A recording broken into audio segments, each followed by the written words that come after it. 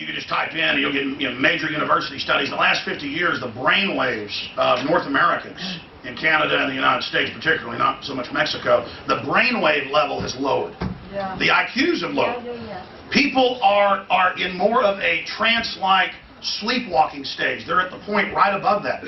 That's why I can go on a national TV show and get almost no traffic to Infowars.com, but I go on some Christian station in a city that's got passionate, listening, tuned in, awake people who aren't in a zombie-like state, literally, and I plug my DVDs and sell 1,000 of them. Go on CNN, say, get my DVDs at Infowars.com, sell 5. Go on the Christian station with people that care and are awake. Even if you're not a Christian, my point is they're focused. They're into something spiritual. They're into being awake. Their brain waves, when you're in a spiritual state, go off the chart. They're recognizing things. You go on some conservative station who can't even get phone calls, big station, like, wow, you talked about another issue we never talked about. The lines have been jammed. They were jammed for 2 days, after you were on. What happened? I talked about something different, or I looked at it from a different angle than what you've been doing. If I just sat up here and said, red house, red house, red house, for 10 hours, and then for 5 minutes you'd get up and walk out. And it's the same thing. And so all these different consultants and people, well, we've got to just go with this parameter. This is what the owners are saying, because it's perception management. We've got to keep it in this box. We've got to keep managing society this way. And oh, you're part of the management team now. You're moving up.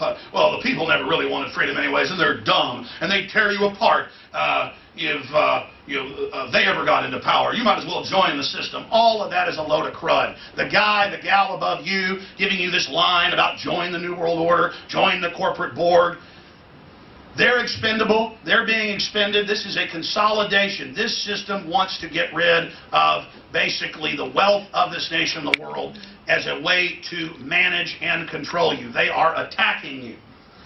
Now, how have I been able to reach 25 million people just on one streaming system a month, the other formats, another 14 million or so? How do I have upwards of 600,000 podcast downloads a day? How do I have 8 different YouTube channels with over 300 million views in the last 2.5 years?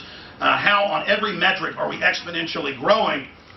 That's happening because so much of what I've said, there's a lot of ingredients going into this. So much of what I've said, people have now seen manifest and happen. And they're realizing that what I'm covering is important. So there's that ingredient. Also, I'm somebody who started out 16.5 years ago on Access Television. I went to community college. I could have gone to UT, but I wanted to go part-time because I was working.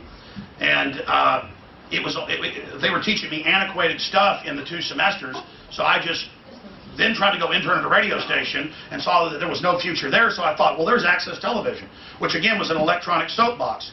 And then I was able, within less than 6 months, a local radio station came on, and the program director saw me on Access and said, you want a weekend show? And then 6 months later, you want a Sunday show, not just Saturday. You want to go on weeknights. And then things progressed from that point. But I was always hungry because I had passion to warn people about anti-gun legislation. I mean, I wanted to defend my Second Amendment. And the North American Union movement to get rid of my country's sovereignty, and movements to raise my taxes, and all of this basic fundamental stuff. I didn't approach it as a Democrat or as a Republican or as a Libertarian. I approach it as somebody that doesn't want to be a slave. I approach it as somebody who wants to be free. It's very elementary. What I've done is, it's an elephant in the room. I'm not that smart. Most of you people here, I've listened to you. You're more eloquent than I am. You've got incredible wordsmiths. You know. You're smart. You know what's going on. All I'm doing is saying, there it is. I mean, this is not rocket science. And so I looked for every crack I could, every way, every system. I went on the air. I read the executive orders of Bill Clinton. I knew that the United Nations had already signed a deal for buffer zones around national parks, as they've done in third world countries, where they had taken under UNESCO the control of resources in the world. I went on air and said the UN is taking into receivership these buffer zones. You go, well, they're not mining it. Where's the money? They take it off limits. You understand? And so then that makes their investments next to it go up. You shut down the coal, clean coal in Utah. The only other place they got it's in China, and Bill Clinton's got a deal with them. He shuts that down in the UN agreement. Now they make $20 billion in the metric.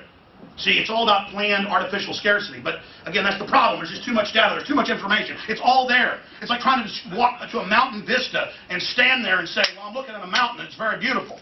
You've got to go see it for yourself. You've got to go see the detail. But my point getting into that is that's how I got into filmmaking, was because I went on there and said this, and I had the executive orders, I had the documents, I had the photos, and people didn't believe me.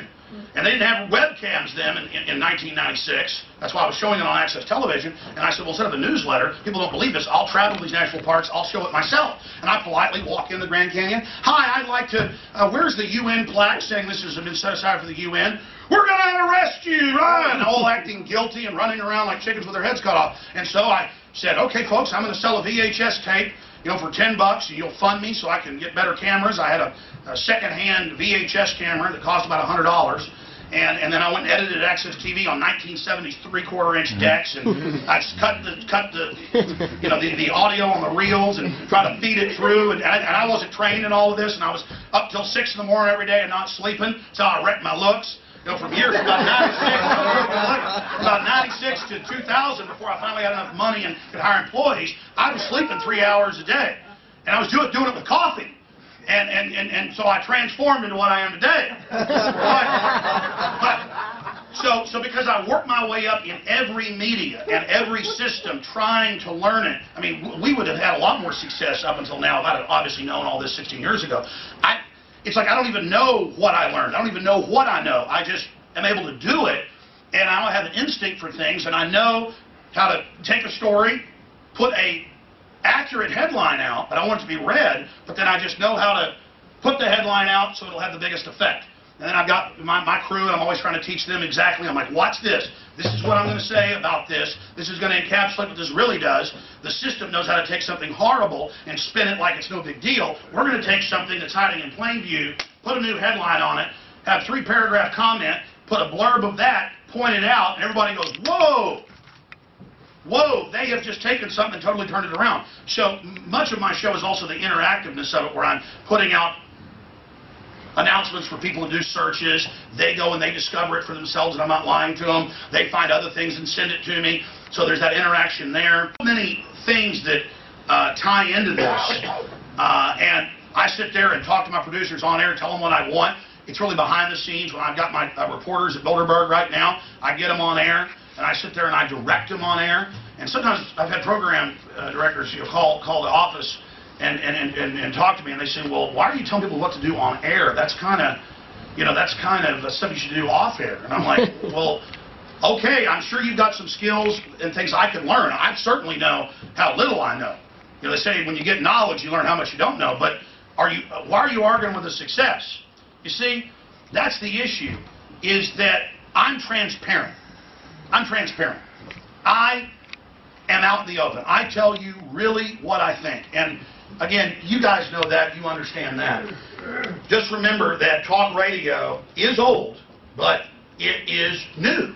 It's always new. It's on the fly. That's why it's loved so much, because even though you're covering something that's already in the news, you do give a different angle. You do have that passion. People are able to interact. All of this stuff you guys already know. Getting into the system, moving against free media, they're going to openly, and they have called for, an FCC fairness doctrine over the internet, and they're going to do that by converting everything to wireless and then claiming they can regulate that spectrum, which that fight's going on now. They're also going to go from covertly engaged in propaganda placement to directly breaking in over your broadcast. And you're like, that'll never happen. They'll never pass socialist health care. They'll never bomb another country. This is what they plan.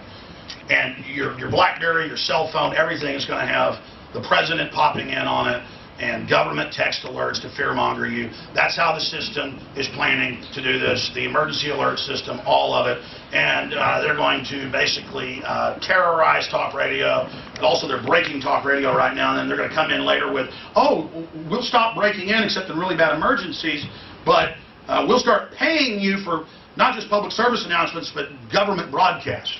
So, and you're going to be there broke, needing it, and the manager's going to hate it, but now we're 6 hours a day government news because they're paying the bills. So you got that. They're openly all the white papers on that. They're going to try it. Okay? You notice everything this government does is what you've already heard about in Soviet Russia or Nazi Germany. You're like, we've seen that before. We've seen cameras and jackboots and black uniforms and checkpoints and people being frisked. And folks are calling me going, how did you know the TSA was going to be on the streets? Well, they told us 8.5 years ago. They had press conferences. It's on C-SPAN. How did you know they were going to be at school proms? Because it's a national security force. This is it, folks. I mean, you're toe-to-toe with the real deal. The ruling class has committed crimes from here to Europa. I mean, billions and trillions of miles of crimes, okay? And they have got to set up a police state. They've got to shut down free speech. They've got to stage terror attacks. And they're going to do it. And whether you believe I'm a kook or not about that, those terror attacks are aimed at your liberties and your freedoms, just like Hitler firebombed the Reichstag and attacked Gleiwitz to start the war with Poland. Or we always hear Hitler just attacked Poland out of the blue. It's a historical fact that he blew up his own military base on the border. WikiLeaks 2 years ago released the Army Manual on how to stage terror attacks. That's something you ought to pull up. The government admits it's real, and they say, we are going to find who released that. We're going to arrest him. They're saying it's not Manning. Special Forces Army captains and above are taught how to conduct false flags. So grow up, people. Grow up. These people, these globalists don't care about you. They're going to eat your lunch. They're coming for you.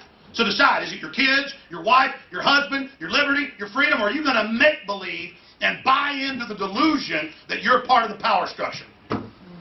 And maybe kiss up enough to be part of that power structure for a little while longer. Not me. I'm going head up against these people, and I don't care if they kill me. And that's what people recognize. Yeah. I love my life. I love my life. I love life. I have such a passion for life that I'm ready to die for truth and beauty and goodness. You understand that? I love life so much that I don't care if they kill me and water the tree of liberty. I'm nonviolent. They want to cut me down like Darth Vader cut down Obi-Wan Kenobi. So be it. They want to try to assassinate my character. They want to try to destroy me that way. Good. Keep attacking. Nobody buys what they say. You got to decide, are you with the people or are you with the establishment? Are you with the folks that everybody hates or are you with the people? It's that simple. I don't know how much longer I've got here. How long should I go here? Can I keep going another 10 minutes or I can shut up here? Well, let's have a vote. Direct democracy. You want me to keep going another 10 minutes? Raise your hand. Okay, if you don't want me to shut up and get out of here? Actually, since I have something to say about this, if you could wrap it up, Alice, that'd be great. Okay, good. Only because we don't want to run late. No, I understand. I totally agree with you. Look, here's the deal. Here's the deal. We're sold that being cynical is a armor, is powerful. We're sold being little corporate drones is how to get ahead in life. Well, America wasn't built by being cynical. America was built by liberty and passion for truth and adventurism and rugged individualism. That's what it was built by. And I am an American success story. I am nothing special. I'm somebody who got angry about folks coming after my liberty and coming after my freedom, and I decided to stand up and find ways to reach the people, to warn them about what's happening. And the fellow back here said, get to the point. The point is, tell the truth, you'll have listeners. The truth is, be passionate, you'll have listeners. It's not even so much the means and delivery systems. I mean, if you don't have employees who are passionate about updating your Facebook or putting out YouTube videos or getting the word out and engaging in full spectrum attacks through the media on the corrupt system, if you're not in an info war, you're not in the war. You're not in the real world. There is a war on for your mind, and at the end of the day, people will recognize truth. And it's just that simple. So if you tell the truth, your industry will survive. If you lie to yourselves about the attack on free speech, you will be phased out and eliminated. The system, the old media system, is a dying dinosaur, but you are seen as one of the only dinosaurs that they are not trying to save, but that they're trying to kill.